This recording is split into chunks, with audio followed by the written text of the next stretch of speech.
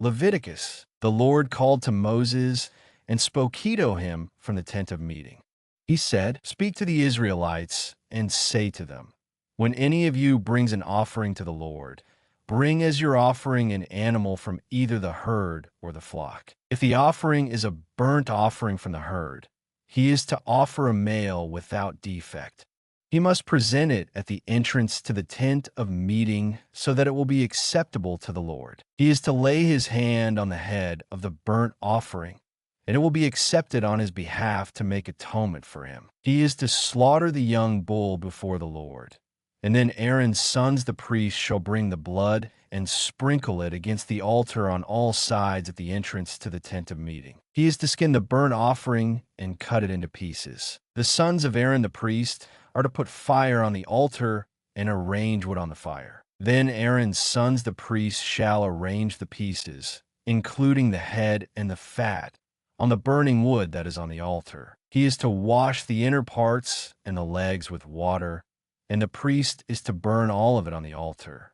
It is a burnt offering, an offering made by fire, an aroma pleasing to the Lord. If the offering is a burnt offering from the flock, from either the sheep or the goats, he is to offer a male without defect. He is to slaughter it at the north side of the altar before the Lord.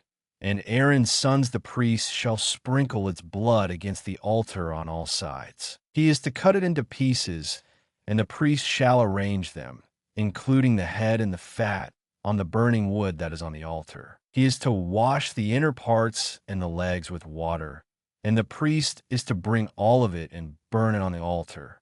It is a burnt offering, an offering made by fire, an aroma pleasing to the Lord. If the offering to the Lord is a burnt offering of birds, he is to offer a dove or a young pigeon. The priest shall bring it to the altar, wring off the head, and burn it on the altar. Its blood shall be drained out on the side of the altar. He is to remove the crop with its contents and throw it to the east side of the altar where the ashes are. He shall tear it open by the wings, not severing it completely, and then the priest shall burn it on the wood that is on the fire on the altar. It is a burnt offering, an offering made by fire, an aroma pleasing to the Lord. When someone brings a grain offering to the Lord, his offering is to be of fine flour. He is to pour oil on it, put incense on it, and take it to Aaron's sons, the priests. The priest shall take a handful of the fine flour and oil, together with all the incense, and burn this as a memorial portion on the altar, an offering made by fire, an aroma pleasing to the Lord. The rest of the grain offering belongs to Aaron and his sons. It is a most holy part of the offerings made to the Lord by fire. If you bring a grain offering baked in an oven, it is to consist of fine flour, cakes made without yeast and mixed with oil, or wafers made without yeast and spread with oil. If your grain offering is prepared on a griddle, it is to be made of fine flour mixed with oil and without yeast. Crumble it and pour oil on it. It is a grain offering. If your grain offering is cooked in a pan, it is to be made of fine flour and oil. Bring the grain offering made of these things to the Lord. Present it to the priest, who shall take it to the altar. He shall take out the memorial portion from the grain offering and burn it on the altar as an offering made by fire, an aroma pleasing to the Lord. The rest of the grain offering belongs to Aaron and his sons. It is a most holy part of the offerings made to the Lord by fire. Every grain offering you bring to the Lord must be made without yeast, for you are not to burn any yeast or honey in an offering made to the Lord by fire. You may bring them to the Lord as an offering of the firstfruits, but they are not to be offered on the altar as a pleasing aroma. Season all your grain offerings with salt. Do not leave the salt of the covenant of your God out of your grain offerings. Add salt to all your offerings. If you bring a grain offering of firstfruits to the Lord, offer crushed heads of new grain roasted in the fire. Put oil and incense on it. It is a grain offering. The priest shall burn the memorial portion of the crushed grain and the oil, together with all the incense, as an offering made to the Lord by fire. If someone's offering is a fellowship offering, and he offers an animal from the herd, whether male or female, he is to present before the Lord an animal without defect. He is to lay his hand on the head of his offering and slaughter it at the entrance to the tent of meeting. Then Aaron's sons, the priests, shall sprinkle the blood against the altar on all sides. From the fellowship offering, he is to bring a sacrifice made to the Lord by fire, all the fat that covers the inner parts or is connected to them, both kidneys with the fat on them near the loins, and the covering of the liver, which you will remove with the kidneys. Then Aaron's sons are to burn it on the altar on top of the burnt offering that is on the burning wood, as an offering made by fire, an aroma pleasing to the Lord. If he offers an animal from the flock as a fellowship offering to the Lord, he is to offer a male or female without defect. If he offers a lamb, he is to present it before the Lord. He is to lay his hand on the head of his offering and slaughter it in front of the tent of meeting. Then Aaron's sons shall sprinkle its blood against the altar on all sides. From a fellowship offering, he is to bring a sacrifice made to the Lord by fire. Its fat, the entire fat tail cut off close to the backbone, all the fat that covers the inner parts or is connected to them, both kidneys with the fat on them near the loins, and the covering of the liver, which you will remove with the kidneys. The priest shall burn them on the altar as food, an offering made to the Lord by fire. If his offering is a goat, he is to present it before the Lord. He is to lay his hand on its head and slaughter it in front of the tent of meeting. Then Aaron's sons shall sprinkle its blood against the altar on all sides. From what he offers, he is to make this offering to the Lord by fire, all the fat that covers the inner parts or is connected to them, both kidneys with the fat on them near the loins, and the covering of the liver, which you will remove with the kidneys. The priest shall burn them on the altar as food, an offering made by fire, a pleasing aroma. All the fat is the Lord's. This is a lasting ordinance for the generations to come.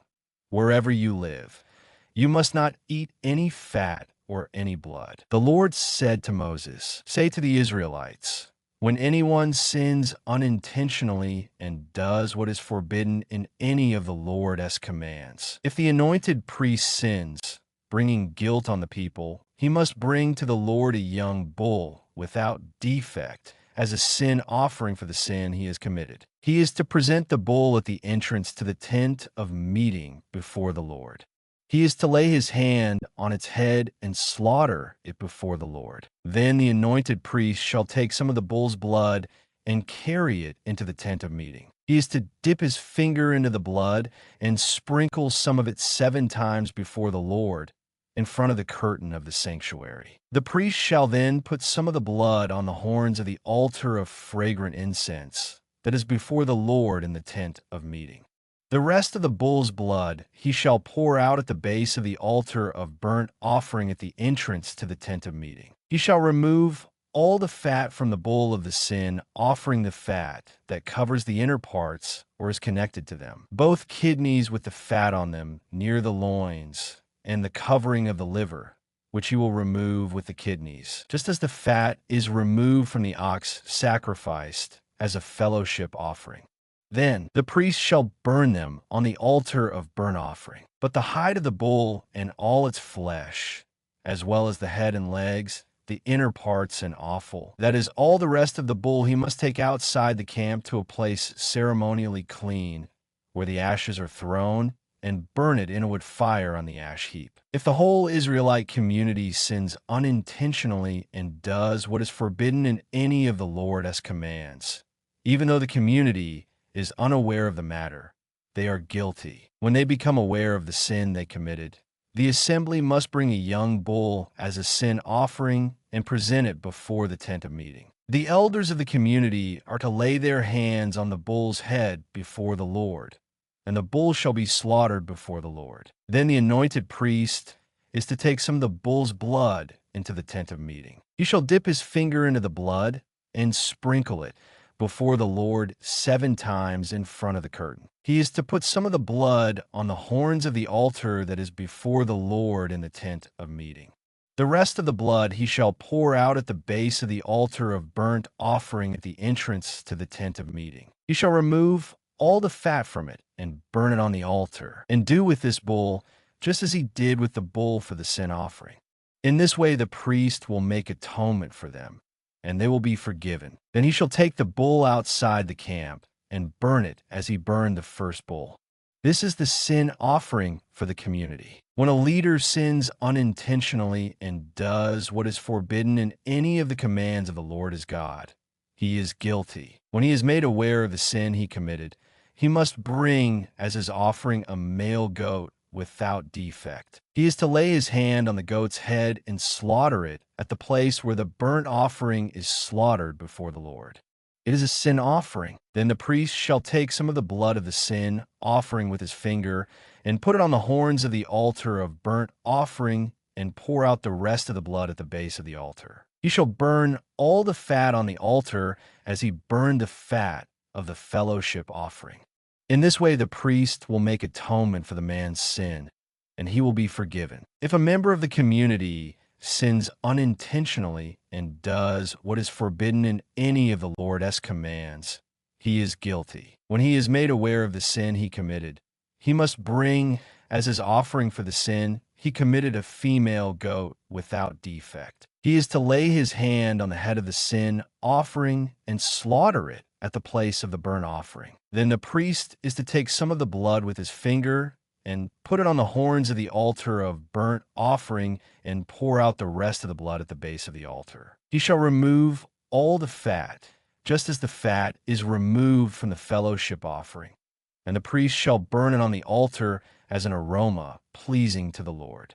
In this way the priest will make atonement for him, and he will be forgiven. If he brings a lamb as his sin offering, he is to bring a female without defect. He is to lay his hand on its head and slaughter it for a sin offering at the place where the burnt offering is slaughtered. Then the priest shall take some of the blood of the sin offering with his finger and put on the horns of the altar of burnt offering and pour out the rest of the blood at the base of the altar. He shall remove all the fat, just as the fat is removed from the lamb of the fellowship offering, and the priest shall burn it on the altar on top of the offerings made to the Lord by fire.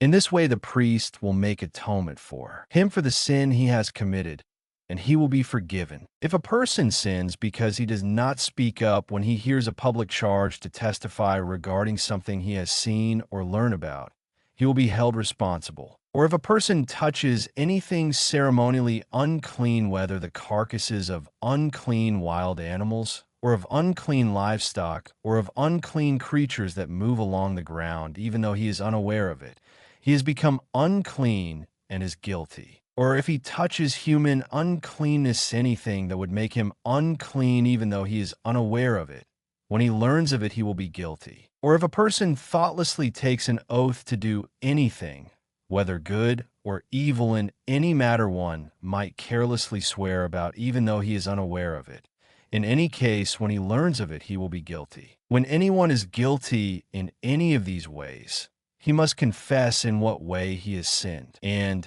as a penalty for the sin he has committed, he must bring to the Lord a female lamb or goat from the flock as a sin offering, and the priest shall make atonement for him for his sin. If he cannot afford a lamb, he is to bring 2 doves or 2 young pigeons to the Lord as a penalty for his sin, one for a sin offering and the other for a burnt offering. He is to bring them to the priest, who shall first offer the one for the sin offering. He is to wring its head from its neck, not severing it completely, and is to sprinkle some of the blood of the sin offering against the side of the altar. The rest of the blood must be drained out at the base of the altar. It is a sin offering. The priest shall then offer the other as a burnt offering in the prescribed way, and make atonement for him for the sin he has committed, and he will be forgiven. If, however, he cannot afford 2 doves or 2 young pigeons, he is to bring as an offering for his sin 1/10 of an ephah of fine flour for a sin offering. He must not put oil or incense on it, because it is a sin offering. He is to bring it to the priest who shall take a handful of it as a memorial portion and burn it on the altar on top of the offerings made to the Lord by fire. It is a sin offering. In this way, the priest will make atonement for him for any of these sins he has committed, and he will be forgiven.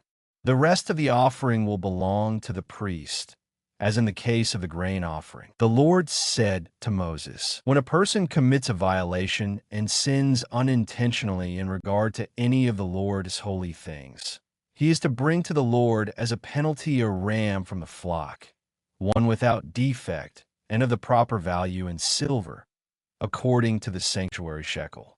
It is a guilt offering. He must make restitution for what he has failed to do in regard to the holy things. Add a fifth of the value to that and give it all to the priest, who will make atonement for him with a ram as a guilt offering, and he will be forgiven. If a person sins and does what is forbidden in any of the Lord's commands, even though he does not know it, he is guilty and will be held responsible. He is to bring to the priest as a guilt offering a ram from the flock, one without defect and of the proper value.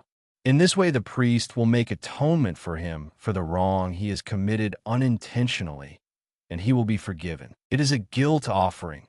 He has been guilty of wrongdoing against the Lord. The Lord said to Moses, if anyone sins and is unfaithful to the Lord by deceiving his neighbor about something entrusted to him, or left in his care or stolen, or if he cheats him, or if he finds lost property and lies about it, or if he swears falsely, or if he commits any such sin that people may do, when he thus sins and becomes guilty, he must return what he has stolen or taken by extortion, or what was entrusted to him, or the lost property he found, or whatever it was he swore falsely about.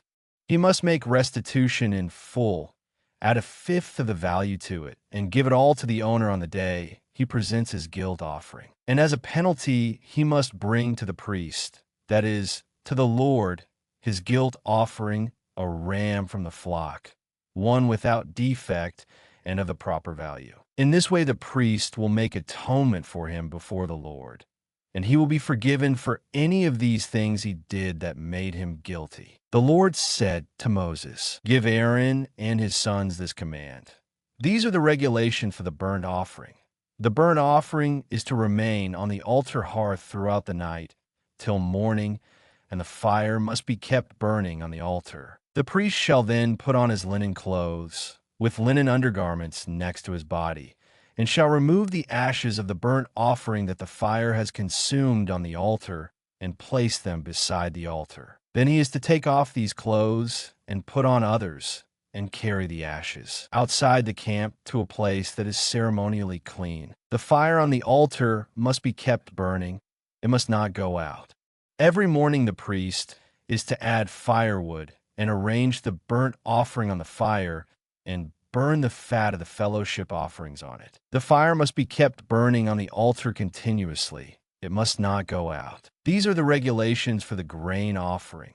Aaron's sons are to bring it before the Lord in front of the altar. The priest is to take a handful of fine flour and oil, together with all the incense on the grain offering, and burn the memorial portion on the altar as an aroma pleasing to the Lord. Aaron and his sons shall eat the rest of it, but it is to be eaten without yeast in a holy place. They are to eat it in the courtyard of the tent of meeting. It must not be baked with yeast. I have given it as their share of the offerings made to me by fire. Like the sin offering and the guilt offering, it is most holy. Any male descendant of Aaron may eat it. It is his regular share of the offerings made to the Lord by fire for the generations to come. Whatever touches them will become holy. The Lord also said to Moses, this is the offering Aaron and his sons are to bring to the Lord on the day. He is anointed, a tenth of an ephah of fine flour as a regular grain offering, half of it in the morning and half in the evening. Prepare it with oil on a griddle. Bring it well mixed, and present the grain, offering broken in pieces, as an aroma pleasing to the Lord. The son who is to succeed him as anointed priest shall prepare it.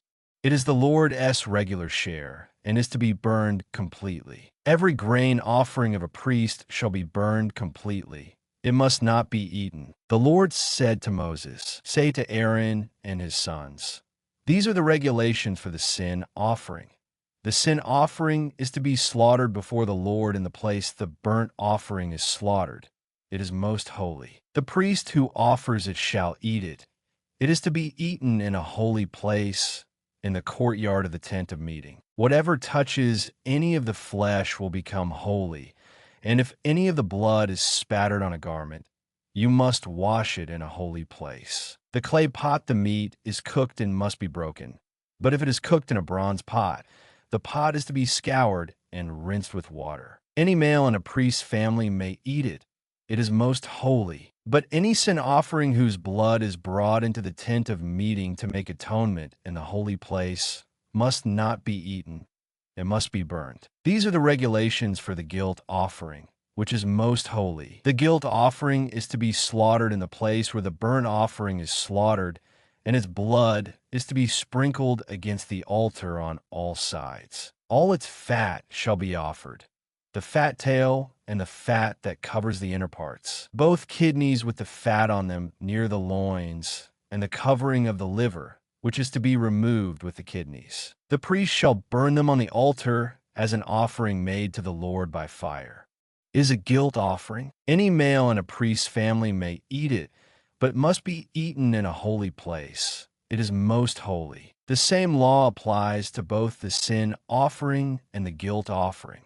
They belong to the priest who makes atonement with them. The priest who offers a burnt offering for anyone may keep its hide for himself. Every grain offering baked in an oven or cooked in a pan or on a griddle belongs to the priest who offers it. And every grain offering, whether mixed with oil or dry, belongs equally to all the sons of Aaron. These are the regulations for the fellowship offering a person may present to the Lord. If he offers it as an expression of thankfulness, then along with this thank offering, he is to offer cakes of bread made without yeast and mixed with oil, wafers made without yeast and spread with oil, and cakes of fine flour well kneaded and mixed with oil. Along with his fellowship offering of thanksgiving, he is to present an offering with cakes of bread made with yeast. He is to bring one of each kind as an offering, a contribution to the Lord.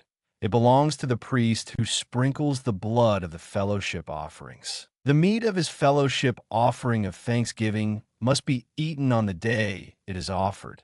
He must leave none of it till morning. If, however, his offering is the result of a vow or is a free will offering, the sacrifice shall be eaten on the day he offers it, but anything left over may be eaten on the next day. Any meat of the sacrifice left over till the third day must be burned up. If any meat of the fellowship offering is eaten on the third day, it will not be accepted.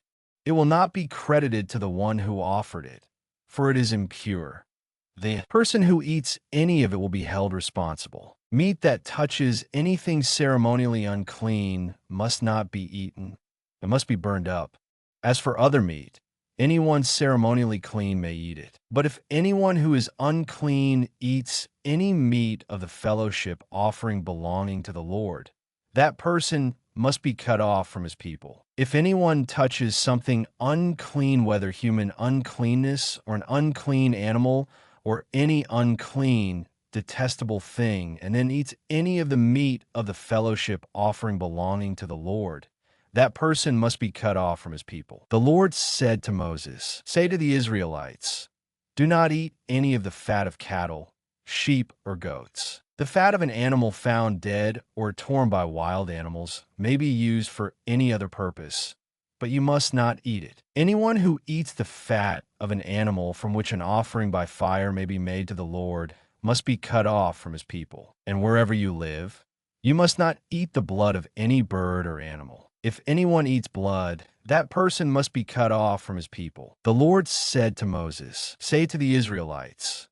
anyone who brings a fellowship offering to the Lord is to bring part of it as his sacrifice to the Lord. With his own hands he is to bring the offering made to the Lord by fire.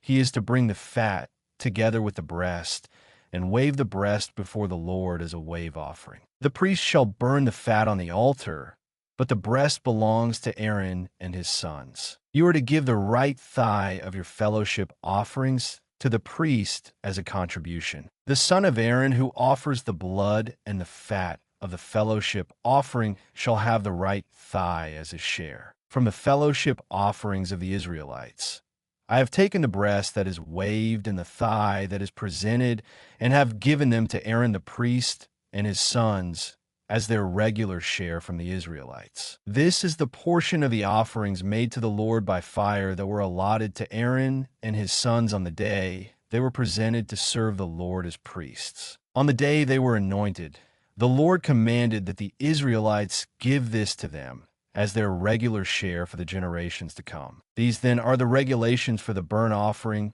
the grain offering, the sin offering, the guilt offering, the ordination offering, and the fellowship offering, which the Lord gave Moses on Mount Sinai on the day he commanded the Israelites to bring their offerings to the Lord in the desert of Sinai. The Lord said to Moses, "Bring Aaron and his sons, their garments, the anointing oil, the bull for the sin offering, the 2 rams, and the basket containing bread made without yeast, and gather the entire assembly at the entrance to the tent of meeting." Moses did as the Lord commanded him, and the assembly gathered at the entrance to the tent of meeting. Moses said to the assembly, "This is what the Lord has commanded to be done." Then Moses brought Aaron and his sons forward and washed them with water. He put the tunic on Aaron, tied the sash around him, clothed him with the robe, and put the ephod on him. He also tied the ephod to him by its skillfully woven waistband, so it was fastened on him. He placed the breastpiece on him and put the Urim and Thummim in the breastpiece. Then he placed the turban on Aaron's head and set the gold plate, the sacred diadem, on the front of it, as the Lord commanded Moses. Then Moses took the anointing oil and anointed the tabernacle and everything in it, and so consecrated them. He sprinkled some of the oil on the altar 7 times, anointing the altar and all its utensils and the basin with its stand to consecrate them. He poured some of the anointing oil on Aaron's head and anointed him to consecrate him. Then he brought Aaron's sons forward, put tunics on them, tied sashes around them, and put headbands on them, as the Lord commanded Moses. He then presented the bull for the sin offering, and Aaron and his sons laid their hands on its head. Moses slaughtered the bull and took some of the blood, and with his finger he put on all the horns of the altar to purify the altar. He poured out the rest of the blood at the base of the altar. So he consecrated it to make atonement for it. Moses also took all the fat around the inner parts, the covering of the liver, and both kidneys and their fat, and burned it on the altar. But the bull with its hide and its flesh and its offal he burned up outside the camp, as the Lord commanded Moses. He then presented the ram for the burnt offering, and Aaron and his sons laid their hands on its head. Then Moses slaughtered the ram and sprinkled the blood against the altar on all sides. He cut the ram into pieces and burned the head, the pieces, and the fat. He washed the inner parts and the legs with water and burned the whole ram on the altar as a burnt offering, a pleasing aroma, an offering made to the Lord by fire, as the Lord commanded Moses. He then presented the other ram, the ram for the ordination, and Aaron and his sons laid their hands on its head. Moses slaughtered the ram and took some of its blood and put it on the lobe of Aaron's right ear, on the thumb of his right hand, and on the big toe of his right foot. Moses also brought Aaron's sons forward and put some of the blood on the lobes of their right ears, on the thumbs of their right hands, and on the big toes of their right feet. Then he sprinkled blood against the altar on all sides. He took the fat tail, all the fat around the inner parts, the covering of the liver, both kidneys and their fat, and the right thigh. Then from the basket of bread made without yeast, which was before the Lord, he took a cake of bread and one made with oil and a wafer. He put these on the fat portions and on the right thigh. He put all these in the hands of Aaron and his sons, and waved them before the Lord as a wave offering. Then Moses took them from their hands and burned them on the altar on top of the burnt offering as an ordination offering, a pleasing aroma, an offering made to the Lord by fire. He also took the breast Moses' share of the ordination ram and waved it before the Lord as a wave offering, as the Lord commanded Moses. Then Moses took some of the anointing oil and some of the blood from the altar and sprinkled them on Aaron and his garments and on his sons and their garments.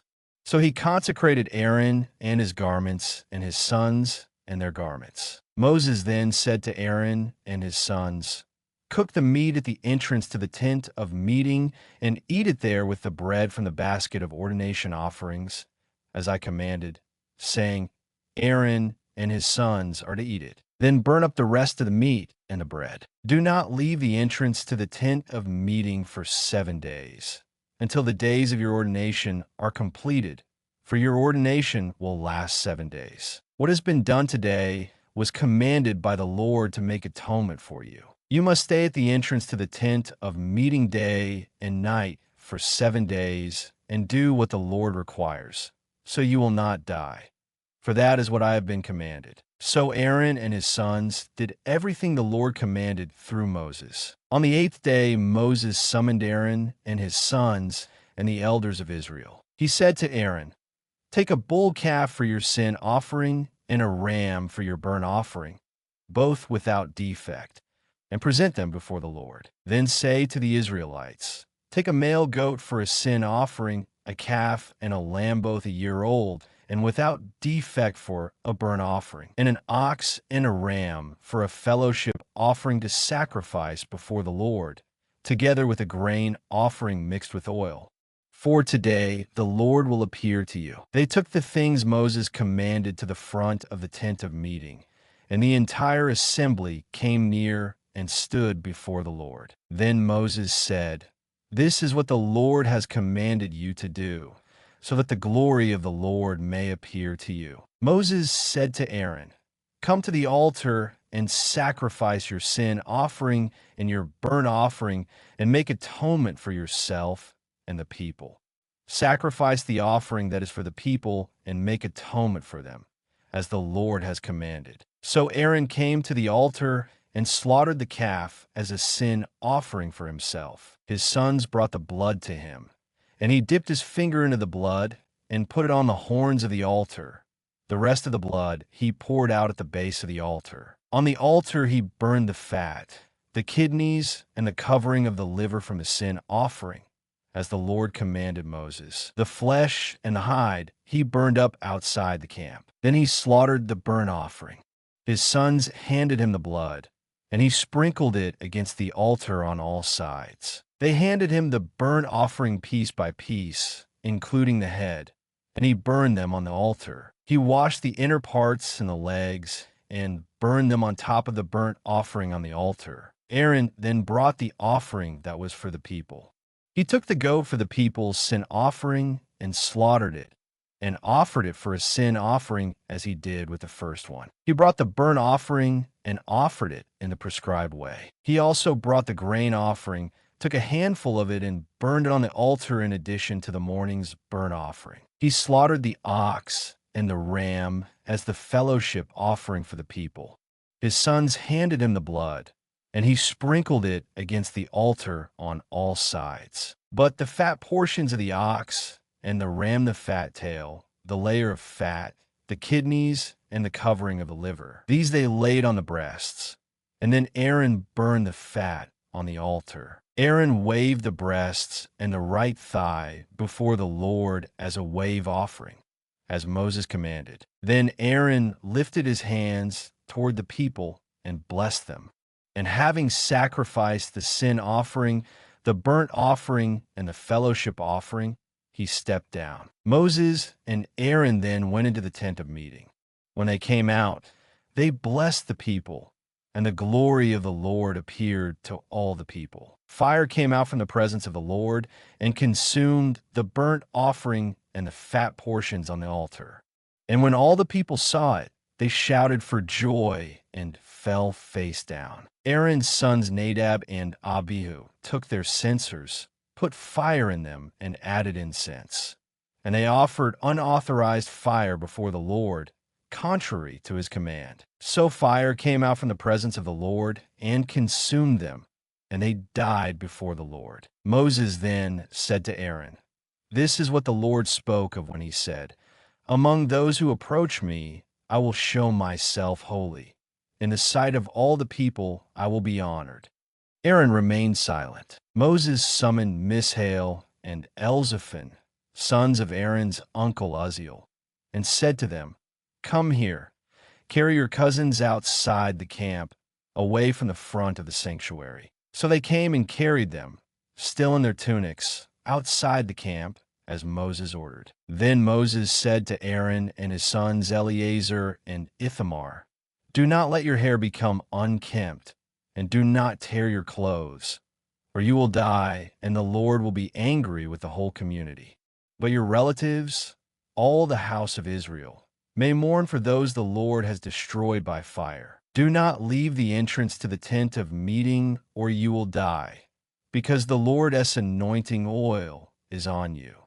So they did as Moses said. Then the Lord said to Aaron, "You and your sons are not to drink wine or other fermented drink whenever you go into the tent of meeting, or you will die. This is a lasting ordinance for the generations to come. You must distinguish between the holy and the common, between the unclean and the clean, and you must teach the Israelites all the decrees the Lord has given them through Moses." Moses said to Aaron and his remaining sons, Eleazar and Ithamar, "Take the grain offering left over from the offerings made to the Lord by fire, and eat it prepared without yeast beside the altar, for it is most holy. Eat it in a holy place, because it is your share and your son's share of the offerings made to the Lord by fire. For so I have been commanded. But you and your sons and your daughters may eat the breast that was waved and the thigh that was presented. Eat them in a ceremonially clean place. They have been given to you and your children as your share of the Israelites' fellowship offerings. The thigh that was presented and the breast that was waved must be brought with the fat portions of the offerings made by fire, to be waved before the Lord as a wave offering. This will be the regular share for you and your children, as the Lord has commanded." When Moses inquired about the goat of the sin offering and found that it had been burned up, he was angry with Eleazar and Ithamar, Aaron's remaining sons, and asked, "Why didn't you eat the sin offering in the sanctuary area? It is most holy.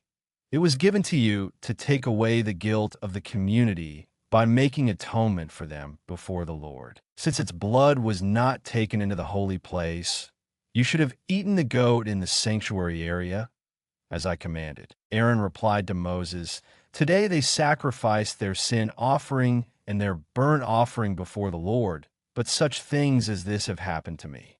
Would the Lord have been pleased if I had eaten the sin offering today?" When Moses heard this, he was satisfied. The Lord said to Moses and Aaron, "Say to the Israelites, of all the animals that live on land, these are the ones you may eat. You may eat any animal that has a split hoof completely divided and that chews the cud. There are some that only chew the cud or only have a split hoof, but you must not eat them. The camel, though it chews the cud, does not have a split hoof. It is ceremonially unclean for you. The coney, though it chews the cud, does not have a split hoof. It is unclean for you. The rabbit, though it chews the cud, does not have a split hoof. It is unclean for you. And the pig, though it has a split hoof completely divided, does not chew the cud. It is unclean for you. You must not eat their meat or touch their carcasses. They are unclean for you. Of all the creatures living in the water of the seas and the streams, you may eat any that have fins and scales. But all creatures in the seas or streams that do not have fins and scales, whether among all the swarming things or among all the other living creatures in the water, you are to detest. And since you are to detest them, you must not eat their meat, and you must detest their carcasses. Anything living in the water that does not have fins and scales is to be detestable to you. These are the birds you are to detest and not eat because they are detestable: the eagle, the vulture, the black vulture, the red kite, any kind of black kite, any kind of raven, the horned owl, the screech owl, the gull, any kind of hawk, the little owl, the cormorant, the great owl, the white owl, the desert owl, the osprey, the stork, any kind of heron, the hoopoe, and the bat. All flying insects that walk on all fours are to be detestable to you. There are, however, some winged creatures that walk on all fours that you may eat, those that have jointed legs for hopping on the ground. Of these you may eat any kind of locust, katydid, cricket, or grasshopper. But all other winged creatures that have 4 legs you are to detest. You will make yourselves unclean by these. Whoever touches their carcasses will be unclean till evening. Whoever picks up one of their carcasses must wash his clothes, and he will be unclean till evening. Every animal that has a split hoof, not completely divided, or that does not chew the cud, is unclean for you. Whoever touches the carcass of any of them will be unclean. Of all the animals that walk on all fours, those that walk on their paws are unclean for you. Whoever touches their carcasses will be unclean till evening. Anyone who picks up their carcasses must wash his clothes, and he will be unclean till evening.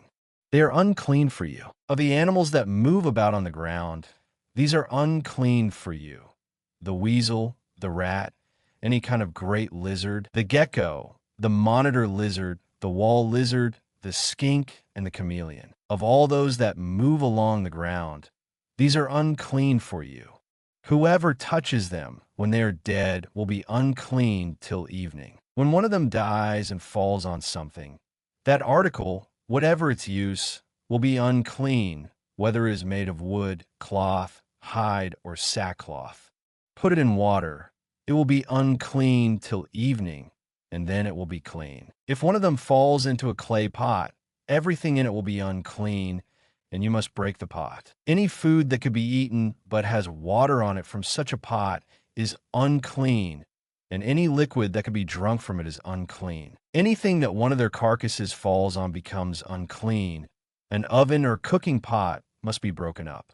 They are unclean, and you are to regard them as unclean. A spring, however, or a cistern for collecting water remains clean, but anyone who touches one of these carcasses is unclean. If a carcass falls on any seeds that are to be planted, they remain clean. But if water has been put on the seed and a carcass falls on it, it is unclean for you. If an animal that you are allowed to eat dies, anyone who touches the carcass will be unclean till evening. Anyone who eats some of the carcass must wash his clothes, and he will be unclean till evening. Anyone who picks up the carcass must wash his clothes, and he will be unclean till evening. Every creature that moves about on the ground is detestable. It is not to be eaten. You are not to eat any creature that moves about on the ground, whether it moves on its belly or walks on all fours or on many feet. It is detestable. Do not defile yourselves by any of these creatures. Do not make yourselves unclean by means of them, or be made unclean by them. I am the Lord your God. Consecrate yourselves and be holy, because I am holy.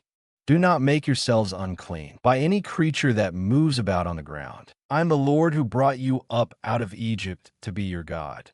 Therefore be holy, because I am holy. These are the regulations concerning animals, birds, every living thing that moves in the water, and every creature that moves about on the ground. You must distinguish between the unclean and the clean, between living creatures that may be eaten and those that may not be eaten. The Lord said to Moses, "Say to the Israelites, a woman who becomes pregnant and gives birth to a son will be ceremonially unclean for 7 days, just as she is unclean during her monthly period. On the 8th day the boy is to be circumcised. Then the woman must wait 33 days to be purified from her bleeding. She must not touch anything sacred or go to the sanctuary until the days of her purification are over. If she gives birth to a daughter, for 2 weeks the woman will be unclean as during her period. Then she must wait 66 days to be purified from her bleeding. When the days of her purification for a son or daughter are over, she is to bring to the priest at the entrance to the tent of meeting a year-old lamb for a burnt offering, and a young pigeon or a dove for a sin offering. He shall offer them before the Lord to make atonement for her, and then she will be ceremonially clean from her flow of blood. These are the regulations for the woman who gives birth to a boy or a girl. If she cannot afford a lamb, she is to bring 2 doves or 2 young pigeons, one for a burnt offering and the other for a sin offering. In this way the priest will make atonement for her, and she will be clean. The Lord said to Moses and Aaron, "When anyone has a swelling or a rash or a bright spot on his skin that may become an infectious skin disease, he must be brought to Aaron the priest or to one of his sons who is a priest. The priest is to examine the sore on his skin, and if the hair in the sore has turned white and the sore appears to be more than skin deep, it is an infectious skin disease. When the priest examines him, he shall pronounce him ceremonially unclean. If the spot on his skin is white, but does not appear to be more than skin deep, and the hair in it has not turned white, the priest is to put the infected person in isolation for 7 days. On the 7th day, the priest is to examine him. And if he sees that the sore is unchanged and has not spread in the skin, he is to keep him in isolation another 7 days. On the 7th day, the priest is to examine him again. And if the sore has faded and has not spread in the skin, the priest shall pronounce him clean. It is only a rash. The man must wash his clothes, and he will be clean. But if the rash does spread in his skin after he has shown himself to the priest to be pronounced clean, he must appear before the priest again. The priest is to examine him, and if the rash has spread in the skin, he shall pronounce him unclean. It is an infectious disease. When anyone has an infectious skin disease, he must be brought to the priest. The priest is to examine him, and if there is a white swelling in the skin that has turned the hair white, and if there is raw flesh in the swelling, it is a chronic skin disease, and the priest shall pronounce him unclean. He is not to put him in isolation, because he is already unclean. If the disease breaks out all over his skin, and so far as the priest can see it, covers all the skin of the infected person from head to foot, the priest is to examine him. And if the disease has covered his whole body, he shall pronounce that person clean. Since it has all turned white, he is clean. But whenever raw flesh appears on him, he will be unclean. When the priest sees the raw flesh, he shall pronounce him unclean. The raw flesh is unclean. He has an infectious disease. Should the raw flesh change and turn white, he must go to the priest. The priest is to examine him. And if the sores have turned white, the priest shall pronounce the infected person clean. Then he will be clean. When someone has a boil on his skin and it heals, and in the place where the boil was, a white swelling or reddish white spot appears, he must present himself to the priest. The priest is to examine it. And if it appears to be more than skin deep and the hair in it has turned white, the priest shall pronounce him unclean. It is an infectious skin disease that has broken out where the boil was. But if, when the priest examines it, there is no white hair in it, and it is not more than skin deep and is faded, then the priest is to put him in isolation for 7 days. If it is spreading in the skin, the priest shall pronounce him unclean. It is infectious. But if the spot is unchanged and has not spread, it is only a scar from the boil, and the priest shall pronounce him clean. When someone has a burn on his skin and a reddish white or white spot appears in the raw flesh of the burn, the priest is to examine the spot. And if the hair in it has turned white and it appears to be more than skin deep, it is an infectious disease that has broken out in the burn. The priest shall pronounce him unclean. It is an infectious skin disease. But if the priest examines it and there is no white hair in the spot, and if it is not more than skin deep and is faded, then the priest is to put him in isolation for 7 days. On the 7th day, the priest is to examine him. And if it is spreading in the skin, the priest shall pronounce him unclean. It is an infectious skin disease. If, however, the spot is unchanged and is not spread in the skin, but is faded, it is a swelling from the burn, and the priest shall pronounce him clean. It is only a scar from the burn. If a man or woman has a sore on the head or on the chin, the priest is to examine the sore. And if it appears to be more than skin deep and the hair in it is yellow and thin, the priest shall pronounce that person unclean. It is an itch, an infectious disease of the head or chin. But if, when the priest examines this kind of sore, it does not seem to be more than skin deep and there is no black hair in it, then the priest is to put the infected person in isolation for 7 days. On the 7th day, the priest is to examine the sore. And if the itch is not spread, and there is no yellow hair in it, and it does not appear to be more than skin deep, he must be shaved except for the diseased area. And the priest is to keep him in isolation another 7 days. On the 7th day, the priest is to examine the itch. And if it has not spread in the skin and appears to be no more than skin deep, the priest shall pronounce him clean. He must wash his clothes, and he will be clean. But if the itch does spread in the skin after he is pronounced clean, the priest is to examine him. And if the itch is spread in the skin, the priest does not need to look for yellow hair. The person is unclean. If, however, in his judgment, it is unchanged and black hair is grown in it, the itch is healed. He is clean, and the priest shall pronounce him clean. When a man or woman has white spots on the skin, the priest is to examine them. And if the spots are dull white, it is a harmless rash that has broken out on the skin. That person is clean. When a man has lost his hair and is bald, he is clean. If he has lost his hair from the front of his scalp and has a bald forehead, he is clean. But if he has a reddish-white sore on his bald head or forehead, it is an infectious disease breaking out on his head or forehead. The priest is to examine him. And if the swollen sore on his head or forehead is reddish-white, like an infectious skin disease, the man is diseased and is unclean. The priest shall pronounce him unclean because of the sore on his head. The person with such an infectious disease must wear torn clothes, let his hair be unkempt, cover the lower part of his face, and cry out, unclean, unclean. As long as he has the infection, he remains unclean. He must live alone. He must live outside the camp. If any clothing is contaminated with mildew, any woolen or linen clothing, any woven or knitted material of linen or wool, any leather or anything made of leather, and if the contamination in the clothing or leather or woven or knitted material or any leather article is greenish or reddish, it is a spreading mildew and must be shown to the priest. The priest is to examine the mildew and isolate the affected article for 7 days. On the 7th day, he is to examine it. And if the mildew has spread in the clothing or the woven or knitted material or the leather, whatever its use, it is a destructive mildew.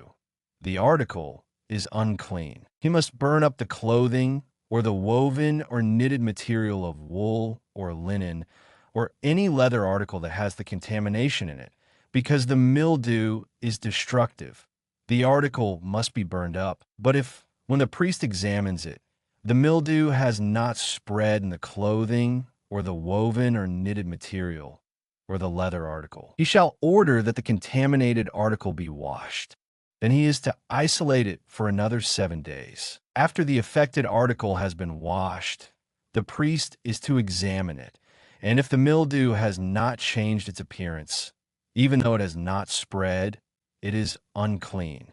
Burn it with fire, whether the mildew has affected one side or the other. If, when the priest examines it, the mildew has faded after the article has been washed, he is to tear the contaminated part out of the clothing or the leather or the woven or knitted material. But if it reappears in the clothing or in the woven or knitted material or in the leather article, it is spreading, and whatever has the mildew must be burned with fire. The clothing or the woven or knitted material or any leather article that has been washed and is rid of the mildew must be washed again and it will be clean. These are the regulations concerning contamination by mildew in woolen or linen clothing, woven or knitted material, or any leather article, for pronouncing them clean or unclean. The Lord said to Moses, "These are the regulations for the diseased person at the time of his ceremonial cleansing, when he is brought to the priest. The priest is to go outside the camp and examine him.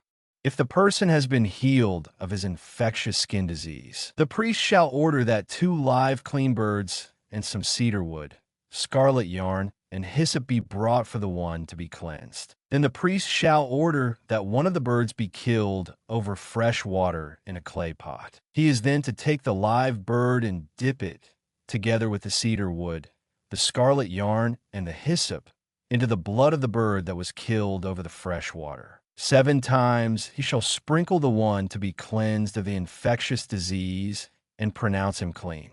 Then he is to release the live bird in the open fields. The person to be cleansed must wash his clothes, shave off all his hair, and bathe with water. Then he will be ceremonially clean. After this he may come into the camp, but he must stay outside his tent for 7 days. On the 7th day he must shave off all his hair. He must shave his head, his beard, his eyebrows, and the rest of his hair.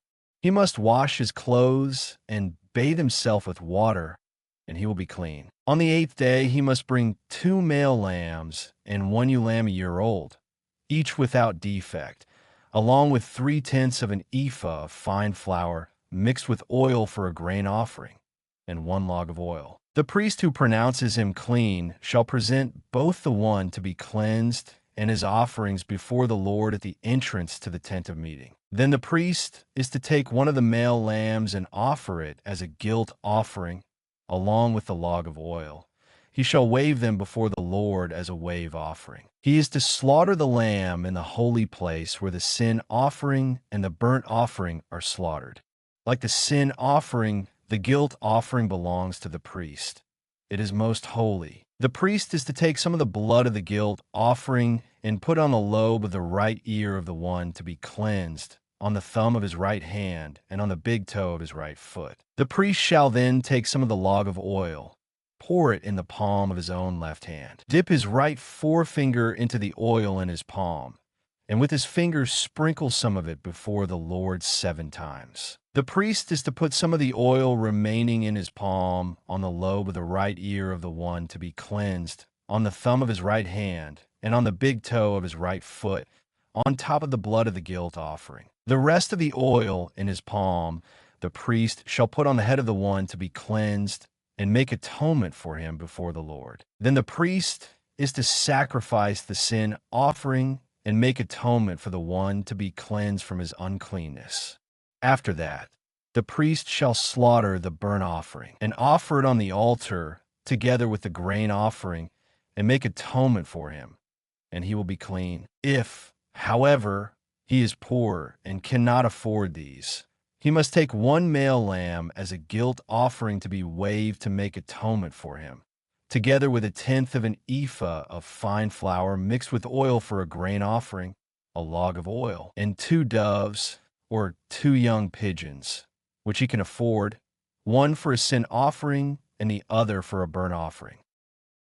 On the 8th day he must bring them for his cleansing to the priest at the entrance to the tent of meeting before the Lord. The priest is to take the lamb for the guilt offering, together with the log of oil, and wave them before the Lord as a wave offering. He shall slaughter the lamb for the guilt offering and take some of its blood and put it on the lobe of the right ear of the one to be cleansed, on the thumb of his right hand, and on the big toe of his right foot. The priest is to pour some of the oil into the palm of his own left hand, and with his right forefinger sprinkle some of the oil from his palm 7 times before the Lord. Some of the oil in his palm he is to put on the same places he put the blood of the guilt offering on the lobe of the right ear of the one to be cleansed, on the thumb of his right hand, and on the big toe of his right foot. The rest of the oil in his palm the priest shall put on the head of the one to be cleansed, to make atonement for him before the Lord. Then he shall sacrifice the doves or the young pigeons, which the person can afford. One is a sin offering, and the other as a burnt offering together with a grain offering. In this way, the priest will make atonement before the Lord on behalf of the one to be cleansed. These are the regulations for anyone who has an infectious skin disease and who cannot afford the regular offerings for his cleansing. The Lord said to Moses and Aaron, "When you enter the land of Canaan, which I am giving you as your possession, and I put a spreading mildew in a house in that land, the owner of the house must go and tell the priest, 'I have seen something that looks like mildew in my house.' The priest is to order the house to be emptied before he goes in to examine the mildew, so that nothing in the house will be pronounced unclean. After this, the priest is to go in and inspect the house. He is to examine the mildew on the walls, and if it has greenish or reddish depressions that appear to be deeper than the surface of the wall, the priest shall go out the doorway of the house and close it up for 7 days. On the 7th day, the priest shall return to inspect the house. If the mildew has spread on the walls, he is to order that the contaminated stones be torn out and thrown into an unclean place outside the town. He must have all the inside walls of the house scraped, and the material that is scraped off dumped into an unclean place outside the town. Then they are to take other stones to replace these, and take new clay and plaster the house. If the mildew reappears in the house after the stones have been torn out and the house scraped and plastered, the priest is to go and examine it, and if the mildew has spread in the house, it is a destructive mildew. The house is unclean. It must be torn down its stones, timbers, and all the plaster and taken out of the town to an unclean place. Anyone who goes into the house while it is closed up will be unclean till evening. Anyone who sleeps or eats in the house must wash his clothes. But if the priest comes to examine it, and the mildew has not spread after the house has been plastered, he shall pronounce the house clean, because the mildew is gone. To purify the house, he is to take 2 birds and some cedar wood, scarlet yarn, and hyssop. He shall kill one of the birds over fresh water in a clay pot. Then he is to take the cedar wood, the hyssop, the scarlet yarn, and the live bird, dip them into the blood of the dead bird and the fresh water, and sprinkle the house 7 times. He shall purify the house with the bird's blood, the fresh water, the live bird, the cedar wood, the hyssop, and the scarlet yarn. Then he is to release the live bird in the open fields outside the town. In this way he will make atonement for the house, and it will be clean. These are the regulations for any infectious skin disease, for an itch, for mildew in clothing or in a house, and for a swelling, a rash, or a bright spot, to determine when something is clean or unclean.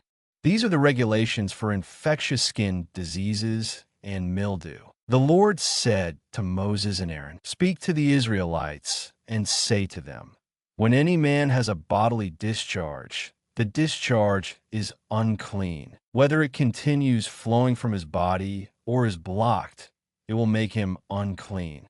This is how his discharge will bring about uncleanness. Any bed the man with a discharge lies on will be unclean, and anything he sits on will be unclean. Anyone who touches his bed must wash his clothes and bathe with water, and he will be unclean till evening. Whoever sits on anything that the man with a discharge sat on must wash his clothes and bathe with water, and he will be unclean till evening. Whoever touches the man who has a discharge must wash his clothes and bathe with water, and he will be unclean till evening. If the man with the discharge spits on someone who is clean, that person must wash his clothes and bathe with water, and he will be unclean till evening. Everything the man sits on when riding will be unclean, and whoever touches any of the things that were under him will be unclean till evening.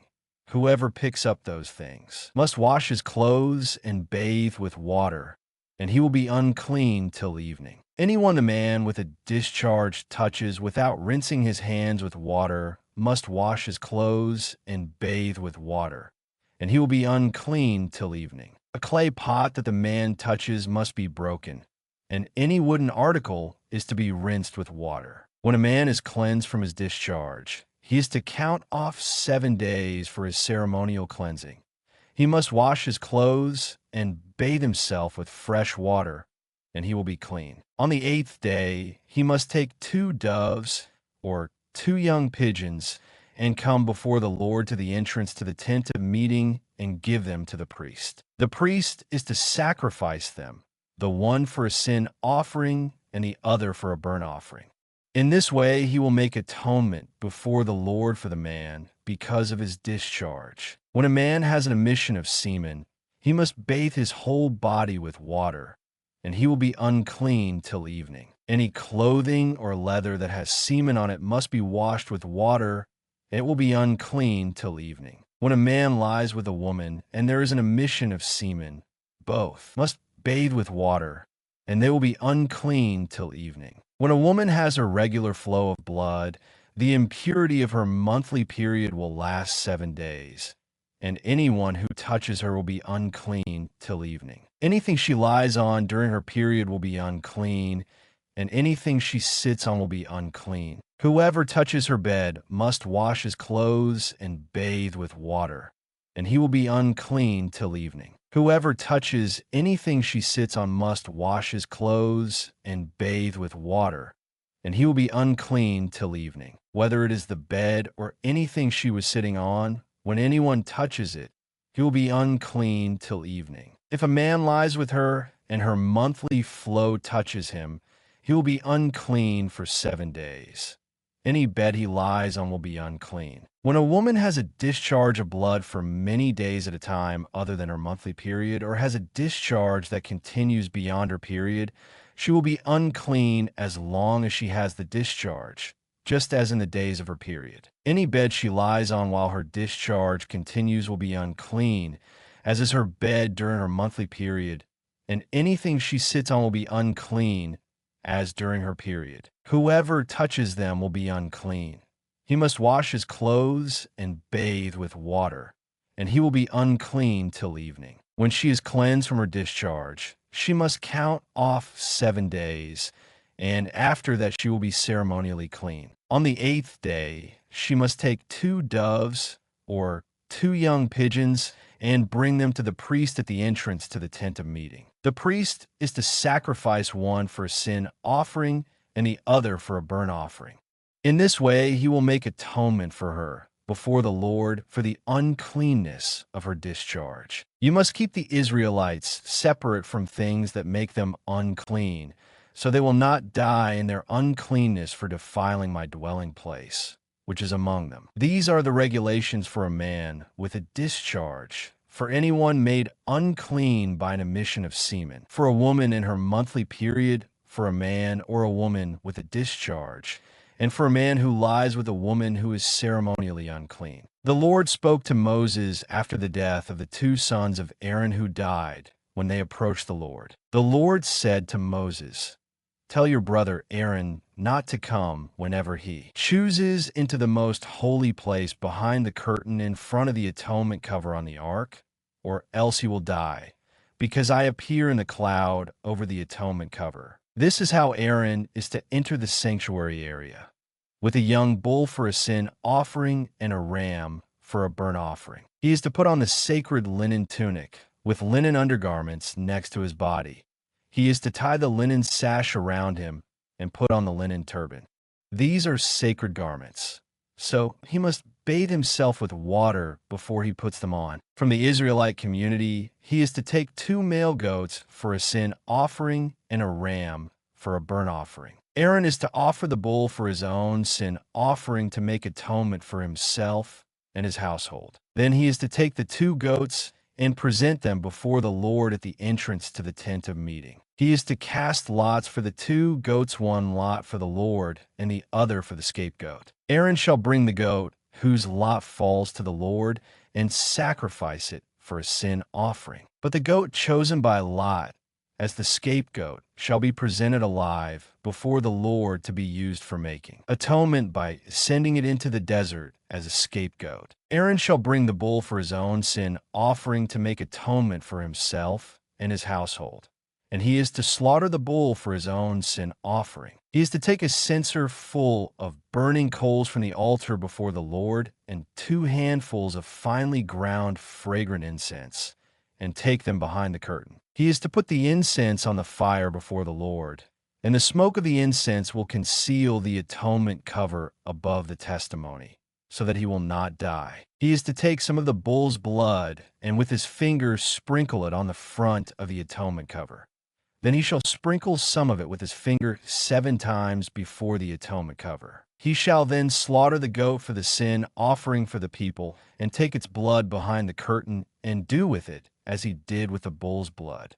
He shall sprinkle it on the atonement cover and in front of it. In this way he will make atonement for the most holy place, because of the uncleanness and rebellion of the Israelites, whatever their sins have been. He is to do the same for the tent of meeting, which is among them in the midst of their uncleanness. No one is to be in the tent of meeting from the time Aaron goes in to make atonement in the most holy place until he comes out, having made atonement for himself, his household, and the whole community of Israel. Then he shall come out to the altar that is before the Lord and make atonement for it. He shall take some of the bull's blood and some of the goat's blood and put it on all the horns of the altar. He shall sprinkle some of the blood on it with his finger 7 times to cleanse it and to consecrate it from the uncleanness of the Israelites. When Aaron is finished making atonement for the most holy place, the tent of meeting and the altar, he shall bring forward the live goat. He is to lay both hands on the head of the live goat and confess over it all the wickedness and rebellion of the Israelites, all their sins, and put them on the goat's head. He shall send the goat away into the desert in the care of a man appointed for the task. The goat will carry on itself all their sins to a solitary place, and the man shall release it in the desert. Then Aaron is to go into the tent of meeting and take off the linen garments he put on before he entered the most holy place, and he is to leave them there. He shall bathe himself with water in a holy place and put on his regular garments. Then he shall come out and sacrifice the burnt offering for himself and the burnt offering for the people, to make atonement for himself and for the people. He shall also burn the fat of the sin offering on the altar. The man who releases the goat as a scapegoat must wash his clothes and bathe himself with water. Afterward he may come into the camp. The bull and the goat for the sin offerings, whose blood was brought into the most holy place to make atonement, must be taken outside the camp. Their hides, flesh, and offal are to be burned up. The man who burns them must wash his clothes and bathe himself with water. Afterward he may come into the camp. This is to be a lasting ordinance for you. On the 10th day of the 7th month, you must deny yourselves and not do any work, whether native born or an alien living among you, because on this day atonement will be made for you to cleanse you. Then, before the Lord, you will be clean from all your sins. It is a Sabbath of rest, and you must deny yourselves. It is a lasting ordinance. The priest who is anointed and ordained to succeed his father as high priest is to make atonement. He is to put on the sacred linen garments and make atonement for the most holy place, for the tent of meeting and the altar, and for the priests and all the people of the community. This is to be a lasting ordinance for you. Atonement is to be made once a year for all the sins of the Israelites.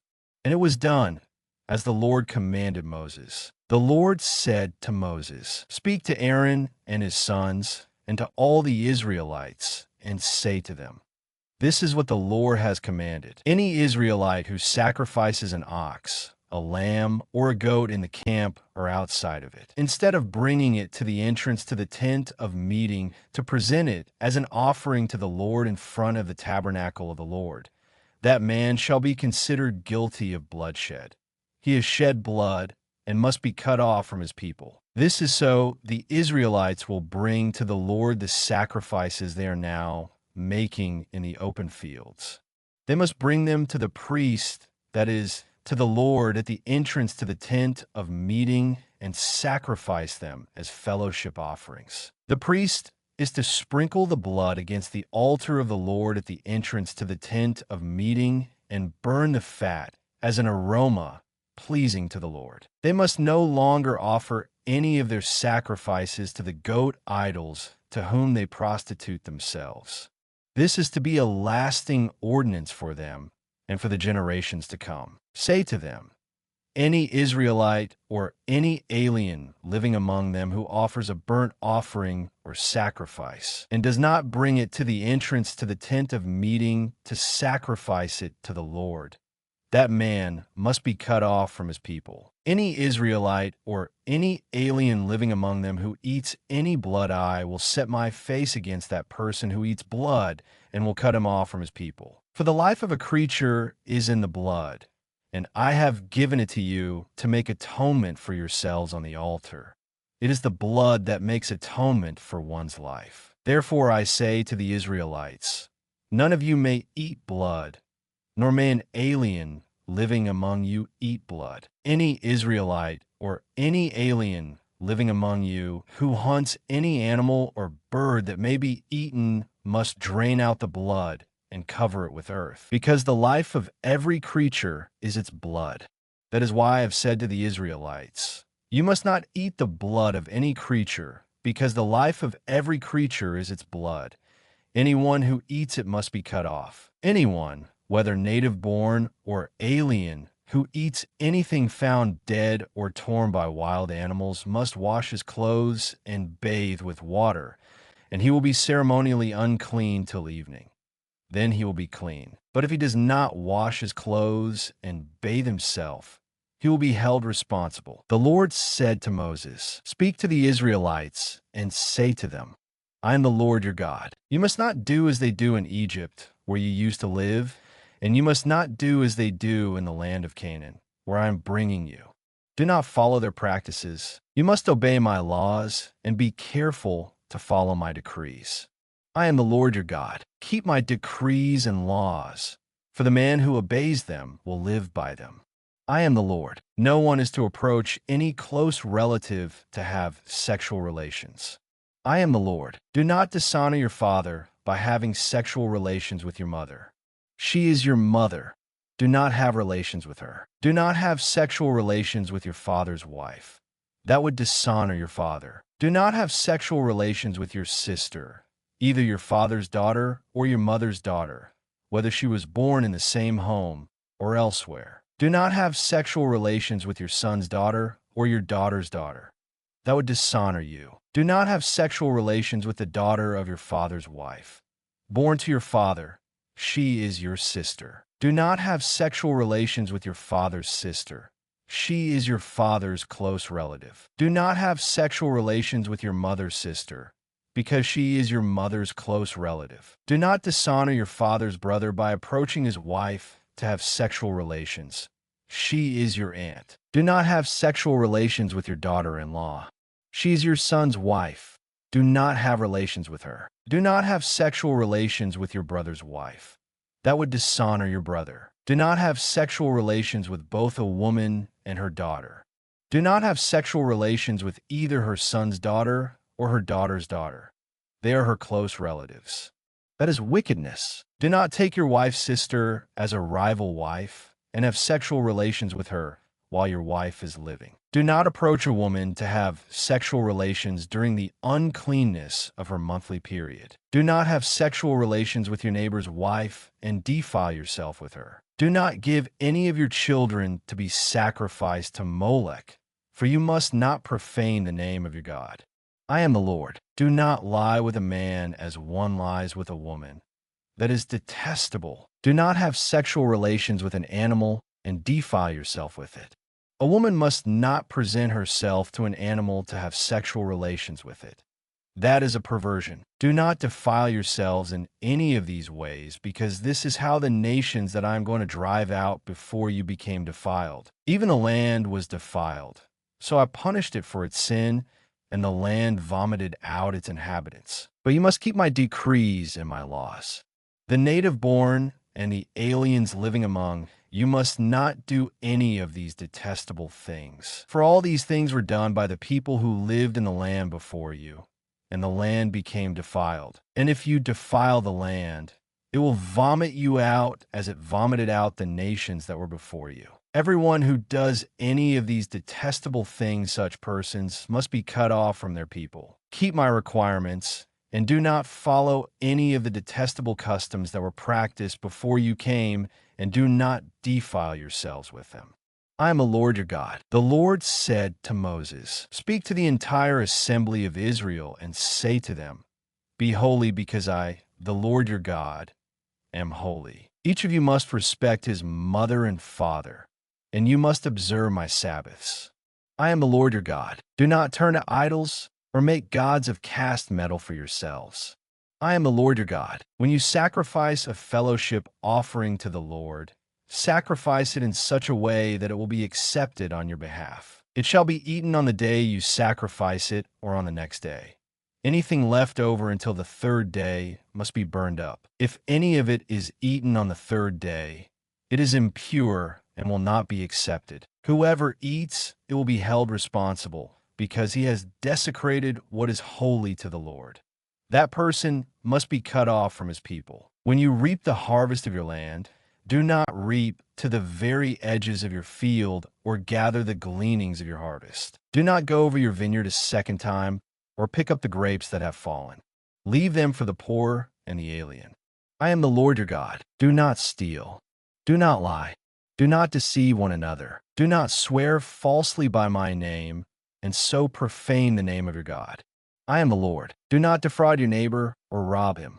Do not hold back the wages of a hired man overnight. Do not curse the deaf or put a stumbling block in front of the blind, but fear your God. I am the Lord. Do not pervert justice. Do not show partiality to the poor or favoritism to the great, but judge your neighbor fairly. Do not go about spreading slander among your people. Do not do anything that endangers your neighbor's life. I am the Lord. Do not hate your brother in your heart. Rebuke your neighbor frankly, so you will not share in his guilt. Do not seek revenge or bear a grudge against one of your people, but love your neighbor as yourself. I am the Lord. Keep my decrees. Do not mate different kinds of animals. Do not plant your field with two kinds of seed. Do not wear clothing woven of two kinds of material. If a man sleeps with a woman who is a slave girl promised to another man, but who has not been ransomed or given her freedom, there must be due punishment. Yet they are not to be put to death, because she had not been freed. The man, however, must bring a ram to the entrance to the tent of meeting for a guilt offering to the Lord. With the ram of the guilt offering, the priest is to make atonement for him before the Lord for the sin he has committed, and his sin will be forgiven. When you enter the land and plant any kind of fruit tree, regard its fruit as forbidden. For 3 years you are to consider it forbidden. It must not be eaten. In the 4th year, all its fruit will be holy, an offering of praise to the Lord. But in the 5th year you may eat its fruit. In this way your harvest will be increased. I am the Lord your God. Do not eat any meat with the blood still in it.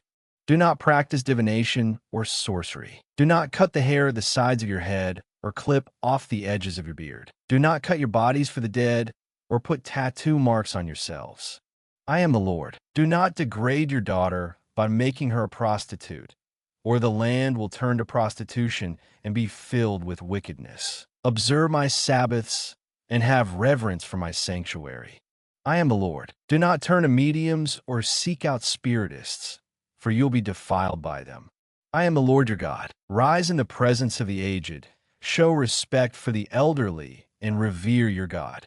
I am the Lord. When an alien lives with you in your land, do not mistreat him. The alien living with you must be treated as one of your native born. Love him as yourself, for you were aliens in Egypt. I am the Lord your God. Do not use dishonest standards when measuring length, weight, or quantity. Use honest scales and honest weights, an honest ephah and an honest hin. I am the Lord your God, who brought you out of Egypt. Keep all my decrees and all my laws and follow them. I am the Lord. The Lord said to Moses, Say to the Israelites, Any Israelite or any alien living in Israel who gives any of his children to Molech must be put to death. The people of the community are to stone him. I will set my face against that man, and I will cut him off from his people.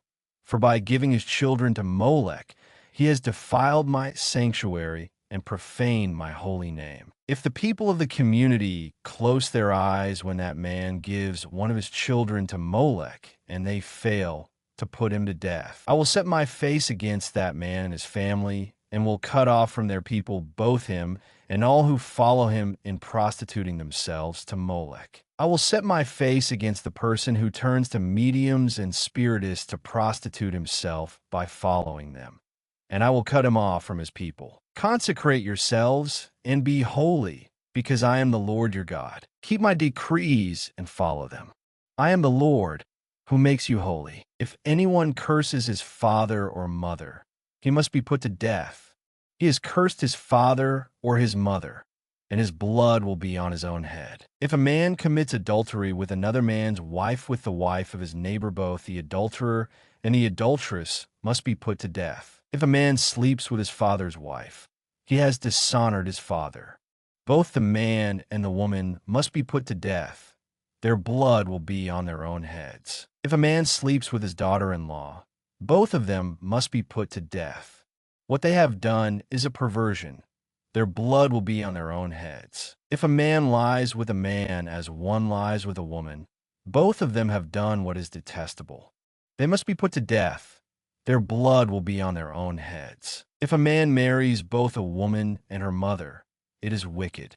Both he and they must be burned in the fire, so that no wickedness will be among you. If a man has sexual relations with an animal, he must be put to death, and you must kill the animal. If a woman approaches an animal to have sexual relations with it, kill both the woman and the animal. They must be put to death. Their blood will be on their own heads. If a man marries his sister, the daughter of either his father or his mother, and they have sexual relations, it is a disgrace. They must be cut off before the eyes of their people. He has dishonored his sister and will be held responsible. If a man lies with a woman during her monthly period and has sexual relations with her, he has exposed the source of her flow, and she has also uncovered it. Both of them must be cut off from their people. Do not have sexual relations with the sister of either your mother or your father, for that would dishonor a close relative. Both of you would be held responsible. If a man sleeps with his aunt, he has dishonored his uncle. They will be held responsible. They will die childless. If a man marries his brother's wife, it is an act of impurity. He has dishonored his brother. They will be childless. Keep all my decrees and laws and follow them, so that the land where I am bringing you to live may not vomit you out. You must not live according to the customs of the nations I am going to drive out before you. Because they did all these things, I abhorred them. But I said to you, you will possess their land. I will give it to you as an inheritance, a land flowing with milk and honey. I am the Lord your God, who has set you apart from the nations. You must therefore make a distinction between clean and unclean animals, and between unclean and clean birds. Do not defile yourselves by any animal or bird or anything that moves along the ground, those which I have set apart as unclean for you. You are to be holy to me, because I, the Lord, am holy, and I have set you apart from the nations to be my own. A man or woman who is a medium or spiritist among you must be put to death. You are to stone them.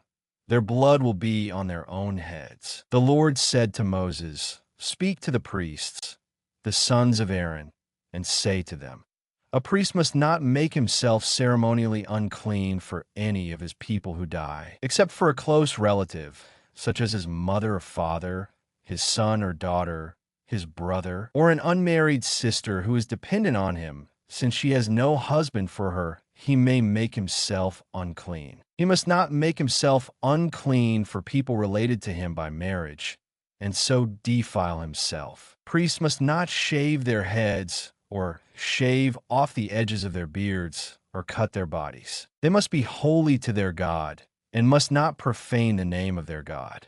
because they present the offerings made to the Lord by fire, the food of their God. They are to be holy. They must not marry women defiled by prostitution or divorced from their husbands, because priests are holy to their God. Regard them as holy, because they offer up the food of your God. Consider them holy, because I, the Lord, am holy, I, who make you holy. If a priest's daughter defiles herself by becoming a prostitute, she disgraces her father. She must be burned in the fire. The high priest, the one among his brothers who has had the anointing oil poured on his head and who has been ordained to wear the priestly garments, must not let his hair become unkempt or tear his clothes. He must not enter a place where there is a dead body. He must not make himself unclean, even for his father or mother, nor leave the sanctuary of his God or desecrate it, because he has been dedicated by the anointing oil of his God. I am the Lord. The woman he marries must be a virgin. He must not marry a widow, a divorced woman, or a woman defiled by prostitution, but only a virgin from his own people. So he will not defile his offspring among his people. I am the Lord, who makes him holy. The Lord said to Moses, "Say to Aaron, for the generations to come, none of your descendants who has a defect may come near to offer the food of his God. No man who has any defect may come near. No man who is blind or lame, disfigured or deformed. No man with a crippled foot or hand, or who is hunchbacked or dwarfed, or who has any eye defect, or who has festering or running sores or damaged testicles. No descendant of Aaron the priest who has any defect is to come near to present the offerings made to the Lord by fire. He has a defect. He must not come near to offer the food of his God. He may eat the most holy food of his God, as well as the holy food. Yet because of his defect, he must not go near the curtain or approach the altar and so desecrate my sanctuary. I am the Lord, who makes them holy." So Moses told this to Aaron and his sons and to all the Israelites. The Lord said to Moses, "Tell Aaron and his sons to treat with respect the sacred offerings the Israelites consecrate to me, so they will not profane my holy name. I am the Lord. Say to them, for the generations to come, if any of your descendants is ceremonially unclean and yet comes near the sacred offerings that the Israelites consecrate to the Lord, that person must be cut off from my presence. I am the Lord. If a descendant of Aaron has an infectious skin disease or a bodily discharge, he may not eat the sacred offerings until he is cleansed. He will also be unclean if he touches something defiled by a corpse or by anyone who has an emission of semen, or if he touches any crawling thing that makes him unclean, or any person who makes him unclean, whatever the uncleanness may be. The one who touches any such thing will be unclean till evening. He must not eat any of the sacred offerings unless he has bathed himself with water. When the sun goes down, he will be clean, and after that he may eat the sacred offerings, for they are his food. He must not eat anything found dead or torn by wild animals, and so become unclean through it.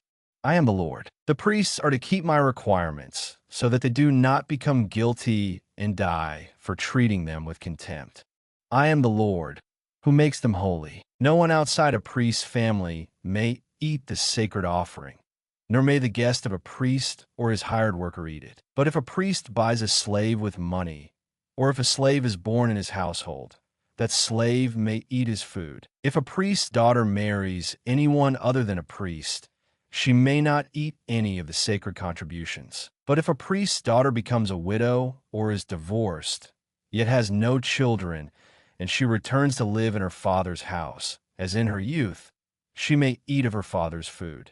No unauthorized person, however, may eat any of it. If anyone eats a sacred offering by mistake, he must make restitution to the priest for the offering and add a fifth of the value to it. The priests must not desecrate the sacred offerings the Israelites present to the Lord by allowing them to eat the sacred offerings and so bring upon them guilt requiring payment. I am the Lord, who makes them holy. The Lord said to Moses, "Speak to Aaron and his sons, and to all the Israelites, and say to them, if any of either an Israelite or an alien living in Israel presents a gift for a burnt offering to the Lord, either to fulfill a vow or as a free will offering, you must present a male without defect from the cattle, sheep, or goats, in order that it may be accepted on your behalf. Do not bring anything with a defect, because it will not be accepted on your behalf. When anyone brings from the herd or flock a fellowship offering to the Lord to fulfill a special vow or as a free will offering, it must be without defect or blemish to be acceptable. Do not offer to the Lord the blind, the injured or the maimed, or anything with warts or festering or running sores. Do not place any of these on the altar as an offering made to the Lord by fire. You may, however, present as a free will offering an ox or a sheep that is deformed or stunted, but it will not be accepted in fulfillment of a vow. You must not offer to the Lord an animal whose testicles are bruised, crushed, torn, or cut. You must not do this in your own land, and you must not accept such animals from the hand of a foreigner and offer them as the food of your God. They will not be accepted on your behalf, because they are deformed and have defects. The Lord said to Moses, when a calf, a lamb, or a goat is born, it is to remain with its mother for 7 days.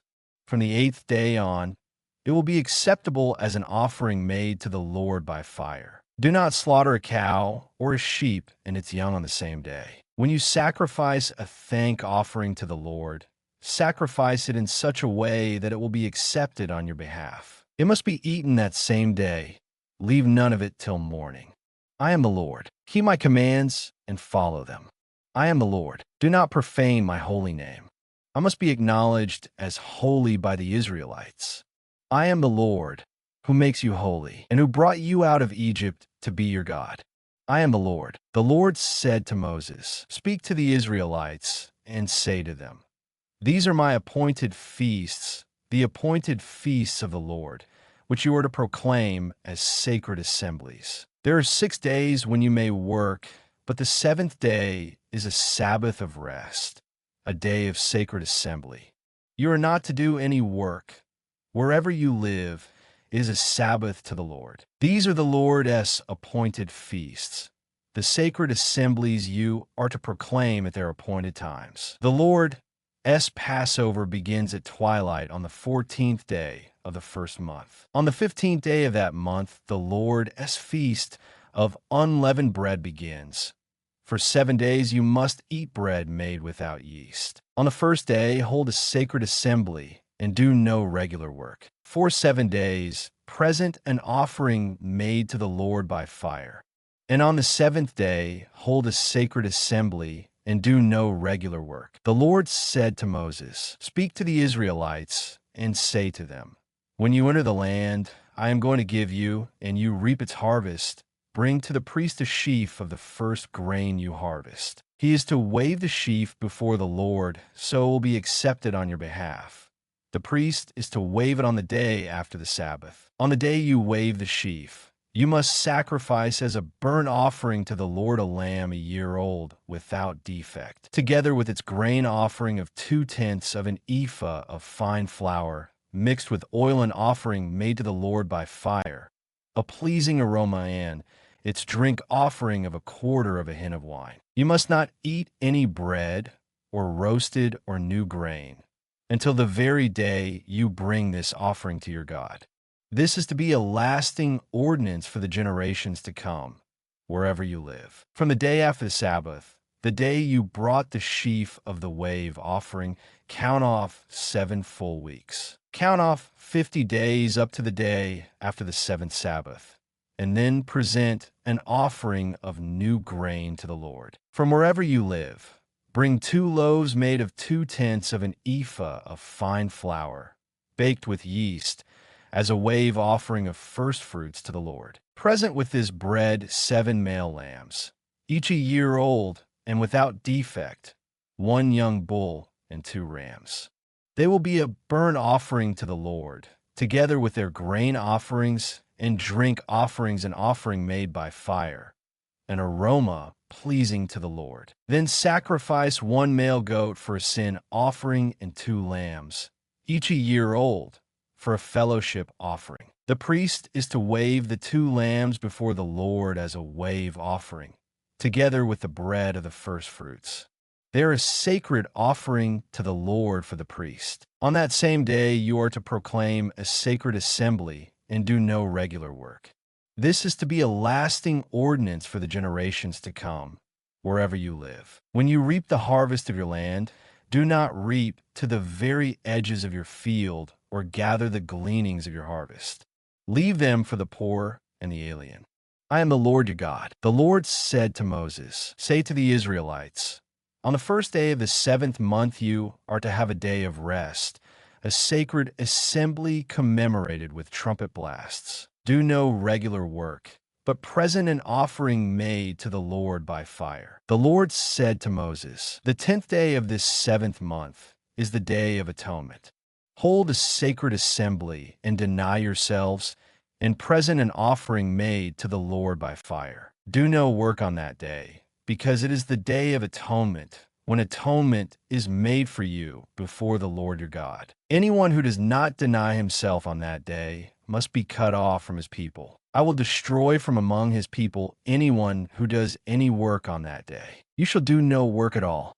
This is to be a lasting ordinance for the generations to come, wherever you live. It is a Sabbath of rest for you, and you must deny yourselves. From the evening of the 9th day of the month until the following evening you are to observe your Sabbath. The Lord said to Moses, "Say to the Israelites, on the 15th day of the 7th month, the Lord's Feast of Tabernacles begins, and it lasts for 7 days. The first day is a sacred assembly. Do no regular work. For 7 days, present offerings made to the Lord by fire. And on the 8th day, hold a sacred assembly and present an offering made to the Lord by fire. It is the closing assembly.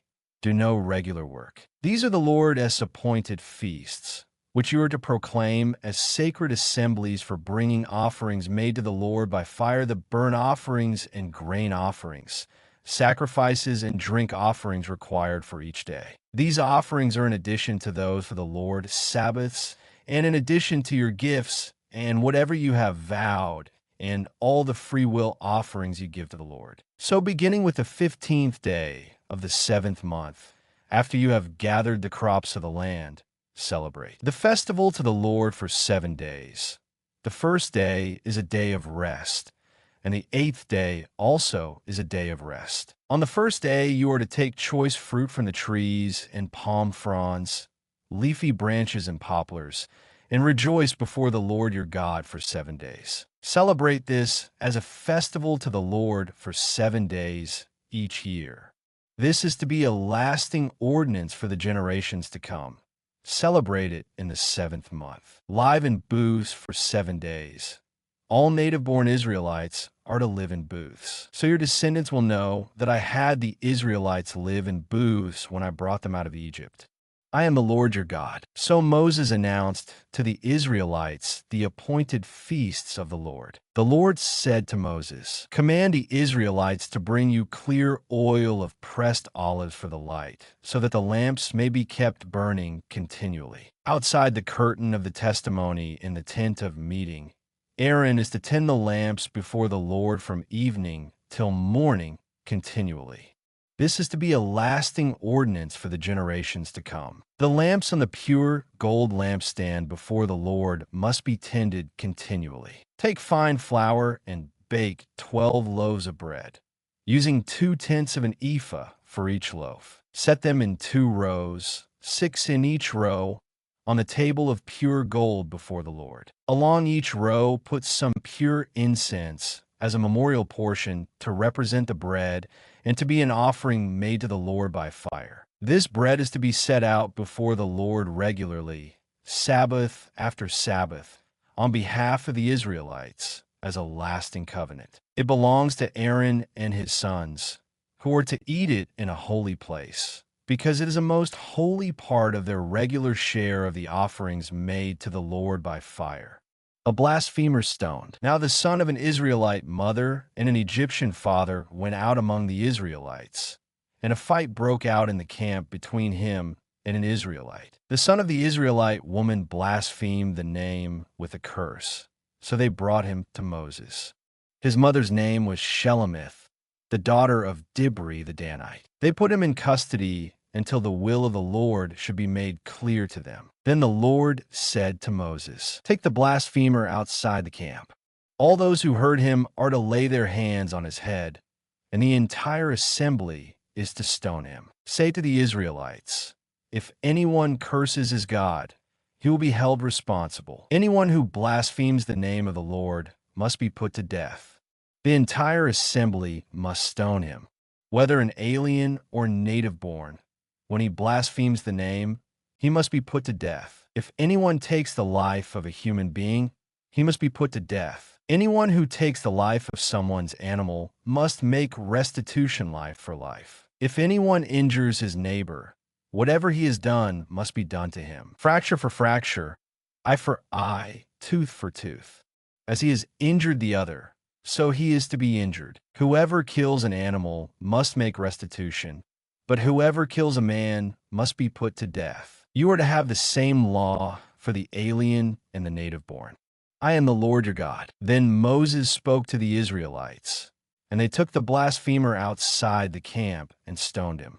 The Israelites did as the Lord commanded Moses. The Lord said to Moses on Mount Sinai, "Speak to the Israelites and say to them, when you enter the land I am going to give you, the land itself must observe a Sabbath to the Lord. For 6 years sow your fields, and for 6 years prune your vineyards and gather their crops. But in the 7th year the land is to have a Sabbath of rest, a Sabbath to the Lord. Do not sow your fields or prune your vineyards. Do not reap what grows of itself or harvest the grapes of your untended vines. The land is to have a year of rest. Whatever the land yields during the Sabbath year will be food for you for yourself, your manservant and maidservant, and the hired worker and temporary resident who live among you, as well as for your livestock and the wild animals in your land. Whatever the land produces may be eaten. Count off 7 Sabbaths of years 7 times 7 years, so that the 7 Sabbaths of years amount to a period of 49 years. Then have the trumpet sounded everywhere on the 10th day of the 7th month. On the day of atonement, sound the trumpet throughout your land. Consecrate the 50th year and proclaim liberty throughout the land to all its inhabitants. It shall be a jubilee for you. Each one of you is to return to his family property, and each to his own clan. The 50th year shall be a jubilee for you. Do not sow and do not reap what grows of itself, or harvest the untended vines. For it is a jubilee and is to be holy for you. Eat only what is taken directly from the fields. In this year of Jubilee, everyone is to return to his own property. If you sell land to one of your countrymen or buy any from him, do not take advantage of each other. You are to buy from your countryman on the basis of the number of years since the Jubilee, and he is to sell to you on the basis of the number of years left for harvesting crops. When the years are many, you are to increase the price, and when the years are few, you are to decrease the price, because what he is really selling you is the number of crops. Do not take advantage of each other, but fear your God. I am the Lord your God. Follow my decrees and be careful to obey my laws, and you will live safely in the land. Then the land will yield its fruit, and you will eat your fill and live there in safety. You may ask, what will we eat in the 7th year if we do not plant or harvest our crops? I will send you such a blessing in the 6th year that the land will yield enough for 3 years. While you plant during the 8th year, you will eat from the old crop and will continue to eat from it until the harvest of the 9th year comes in. The land must not be sold permanently, because the land is mine and you are but aliens and my tenants. Throughout the country that you hold as a possession, you must provide for the redemption of the land. If one of your countrymen becomes poor and sells some of his property, his nearest relative is to come and redeem what his countryman has sold. If, however, a man has no one to redeem it for him, but he himself prospers and acquires sufficient means to redeem it. He is to determine the value for the years since he sold it and refund the balance to the man to whom he sold it. He can then go back to his own property. But if he does not acquire the means to repay him, what he sold will remain in the possession of the buyer until the year of Jubilee. It will be returned in the Jubilee, and he can then go back to his property. If a man sells a house in a walled city, he retains the right of redemption a full year after its sale. During that time he may redeem it. If it is not redeemed before a full year has passed, the house in the walled city shall belong permanently to the buyer and his descendants. It is not to be returned in the Jubilee. But houses in villages without walls around them are to be considered as open country. They can be redeemed, and they are to be returned in the Jubilee. The Levites always have the right to redeem their houses in the Levitical towns which they possess. So the property of the Levites is redeemable, that is, a house sold in any town they hold in is to be returned in the Jubilee, because the houses in the towns of the Levites are their property among the Israelites. But the pasture land belonging to their towns must not be sold. It is their permanent possession. If one of your countrymen becomes poor and is unable to support himself among you, help him as you would an alien or a temporary resident, so he can continue to live among you. Do not take interest of any kind from him, but fear your God, so that your countrymen may continue to live among you.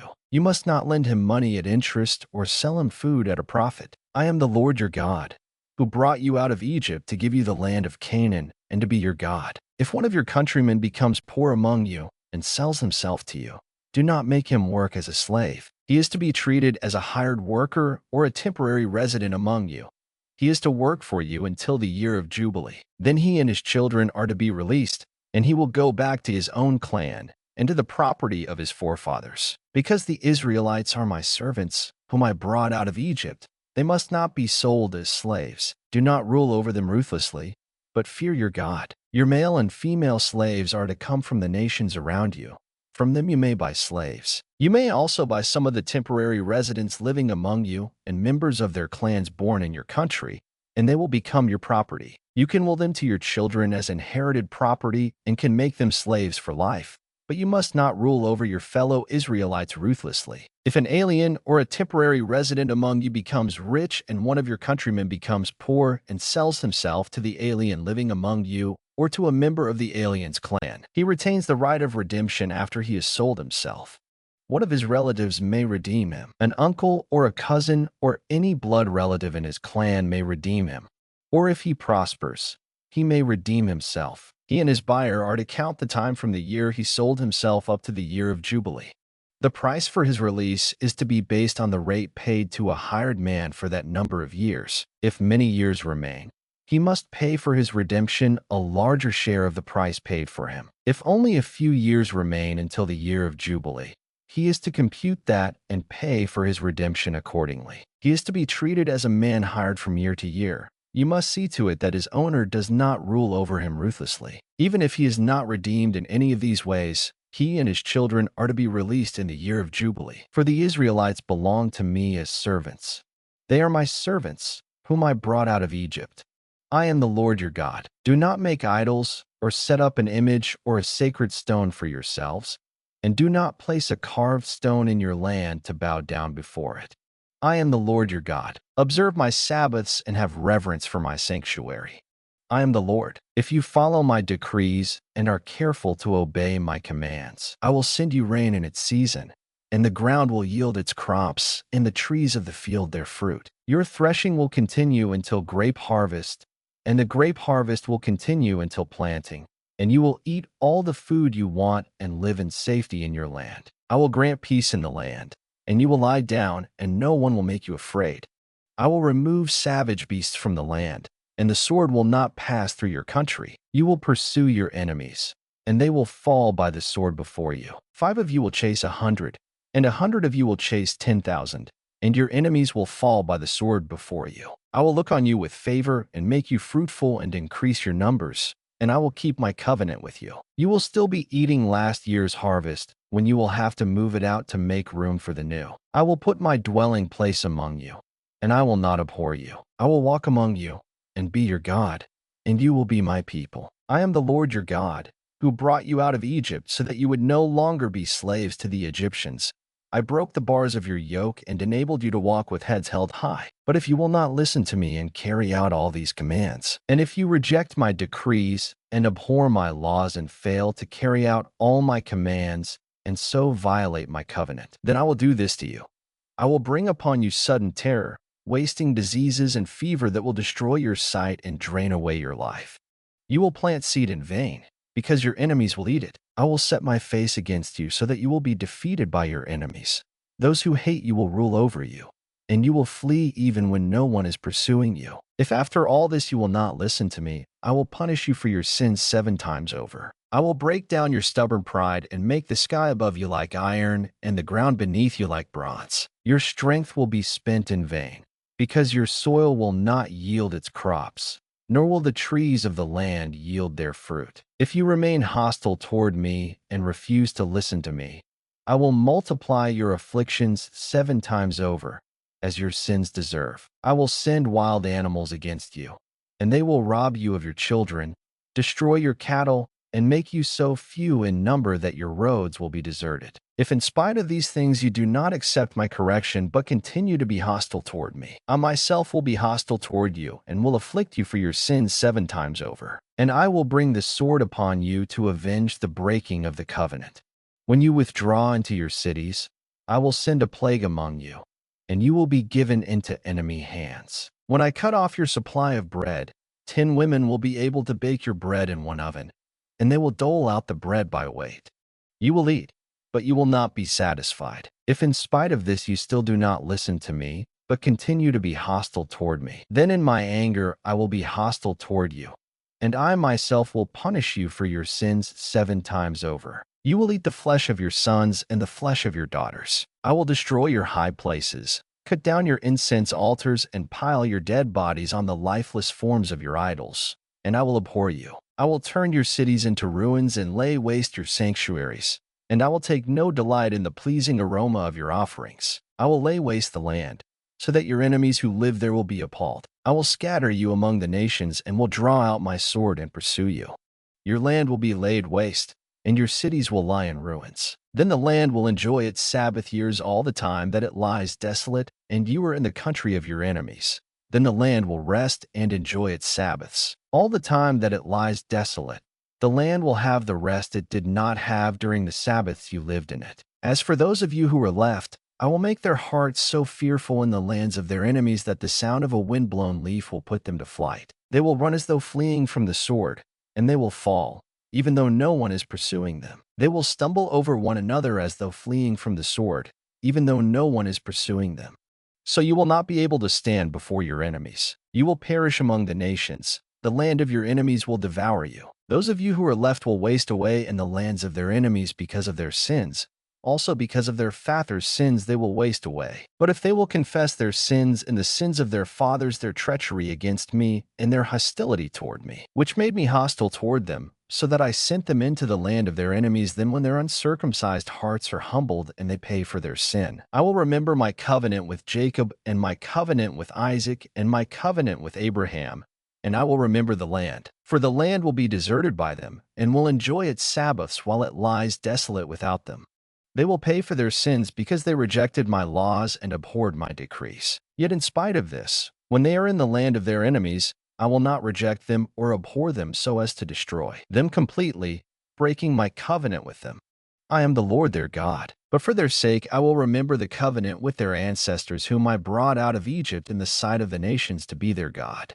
I am the Lord. These are the decrees, the laws, and the regulations that the Lord established on Mount Sinai between himself and the Israelites through Moses. The Lord said to Moses, "Speak to the Israelites and say to them, if anyone makes a special vow to dedicate persons to the Lord by giving equivalent values, set the value of a male between the ages of 20 and 60 at 50 shekels of silver, according to the sanctuary shekel. And if it is a female, set her value at 30 shekels. If it is a person between the ages of 5 and 20, set the value of a male at 20 shekels and of a female at 10 shekels. If it is a person between 1 month and 5 years, set the value of a male at 5 shekels of silver and that of a female at 3 shekels of silver. If it is a person 60 years old or more, set the value of a male at 15 shekels and of a female at 10 shekels. If anyone making the vow is too poor to pay the specified amount,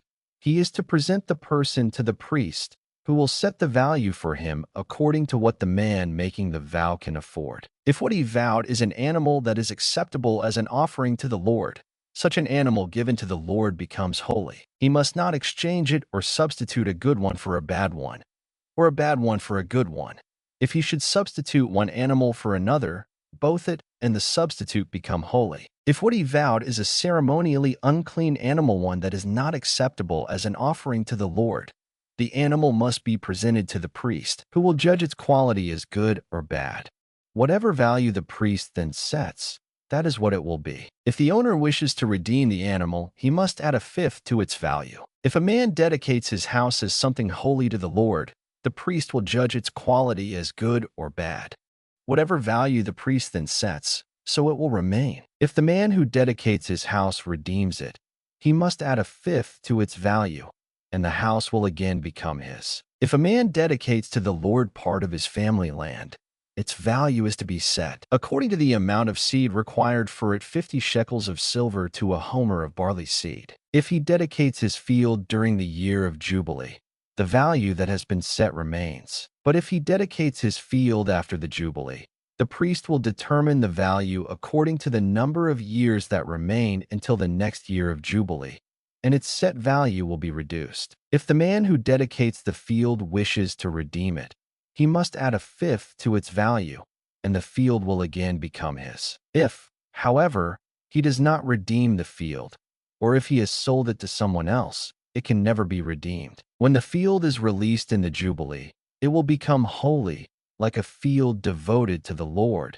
It will become the property of the priests. If a man dedicates to the Lord a field he has bought, which is not part of his family land, the priest will determine its value up to the year of Jubilee, and the man must pay its value on that day as something holy to the Lord. In the year of Jubilee, the field will revert to the person from whom he bought it, the one whose land it was. Every value is to be set according to the sanctuary shekel, 20 gerahs to the shekel. No one, however, may dedicate the firstborn of an animal, since the firstborn already belongs to the Lord. Whether an ox or a sheep, it is the Lord's.